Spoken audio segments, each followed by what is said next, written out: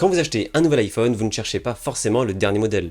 Tout simplement car au tarif proposé et aux fonctionnalités qu'il propose, il ne répond pas forcément à vos besoins. Vous vous tournez donc naturellement vers de l'occasion ou du reconditionné et vous tombez sur ça. Un iPhone 11 affiché 350 € et qui rentre parfaitement dans votre petit budget. Mais vous hésitez, vous vous posez des questions. Alors quoi de mieux que l'avis d'un utilisateur de cet iPhone pour vous dire si l'iPhone 11 est encore pertinent en 2023.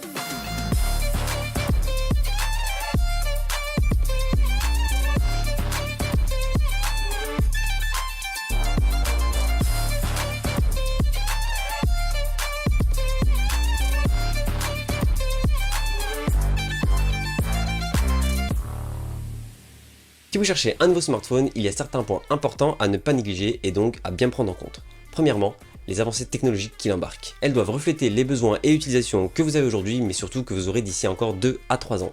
Avec l'iPhone 11, c'est simple. Tout comme le dernier iPhone 14, il possède Face ID, un système de reconnaissance faciale qui va projeter plus de 10 000 points sur votre visage pour savoir si c'est bien vous ou pas. Que ce soit le jour, la nuit, avec des lunettes de soleil dans le noir complet, ou encore le matin quand vous-même vous ne vous reconnaissez pas dans un miroir, l'iPhone lui vous reconnaîtra et se déverrouillera rien qu'en un regard. Tout comme le dernier iPhone 14, il possède un grand angle et un ultra grand angle qui va vous permettre de prendre des photos et des vidéos absolument sublimes. Depuis que j'ai cet iPhone, je filme les scènes d'extérieur exclusivement avec l'ultra grand angle parce que ça donne un effet tellement magique que je ne peux plus m'en passer. Alors c'est sûr, des évolutions technologiques ont eu lieu sur le bloc photo depuis l'iPhone 11, mais c'est minime. La différence majeure que j'ai en tête, c'est le mode cinématique qui est disponible exclusivement sur les derniers iPhones, mais honnêtement, le rendu est pas top pour le moment, donc je vois pas trop l'intérêt d'utiliser. Et éventuellement, le mode nuit n'est disponible que sur le grand angle sur l'iPhone 11, alors qu'il est disponible sur l'ultra grand angle sur les autres iPhones.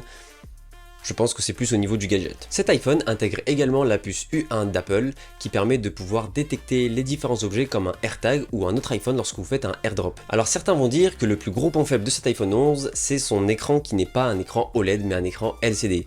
Et honnêtement, à l'usage, je peux vous le garantir, ça ne se voit absolument pas. Alors c'est sûr que quand on met un iPhone 12, 13 ou 14 à côté d'un iPhone 11, la différence se voit. Les bords sont plus fins, les couleurs sont plus vives, les noirs sont plus profonds, mais lorsque vous l'utilisez au quotidien tout seul, ça ne se voit pas du tout. Apple a fait un effort monstrueux au niveau de la calibration de cet écran et c'est de loin le meilleur écran LCD pour smartphone qui n'ait jamais sorti. Alors s'il y a bien un point négatif à retenir sur cet iPhone au niveau technologique, ça serait sa connectivité.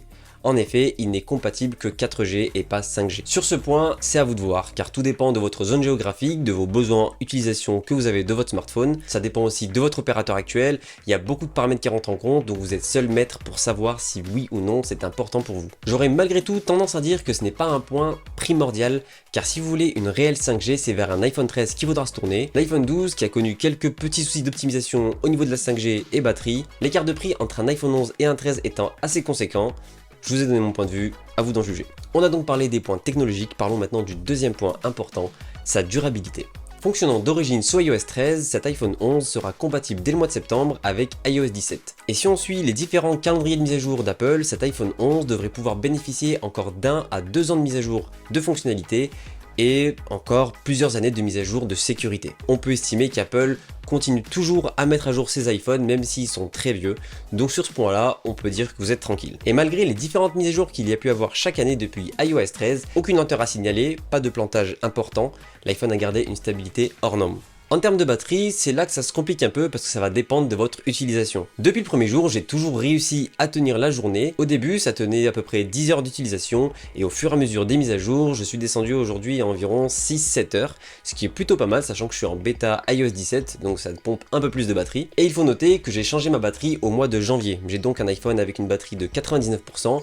Vous avez donc une idée globale de combien tient la batterie avec un iPhone 9. Ça vous donne également une idée de combien de temps tiendra votre batterie avant de s'user complètement. Si vous prévoyez de garder cet iPhone entre 2 et 4 ans, ce que je recommande, vous savez donc que vous devrez remplacer la batterie à peu près à mi-chemin. Troisième et dernier point important lors de l'achat d'un smartphone, c'est son prix de revente. Alors là, on va pas se mentir, on est sur un marché de l'occasion d'un iPhone qui a déjà 4 ans. Il faut considérer que si le prix d'achat n'est pas élevé, le prix de revente d'ici 2 à 3 ans ne sera pas plus élevé non plus. Alors même si ici ce dernier point important n'est pas validé, il faut le remettre dans son contexte et le nuancer. Ce smartphone ne vous rapportera que très peu en revente, mais vous sera bien plus utile si vous le conservez. Vous pourrez d'ici là éventuellement l'utiliser en tant que smartphone secondaire. Remplacer votre vieux téléphone professionnel par exemple par cet iPhone 11 fera très bien l'affaire. Il embarque tellement d'innovation et de technologie que cet iPhone pourra répondre à encore énormément de besoins d'ici là. Alors en tournant cette vidéo, j'ai tout naturellement essayé d'être le plus objectif possible. Mais le plus difficile lors de son écriture a été réellement de lui trouver des défauts. Cet iPhone fait partie pour moi des iPhones les plus réussis de la part d'Apple.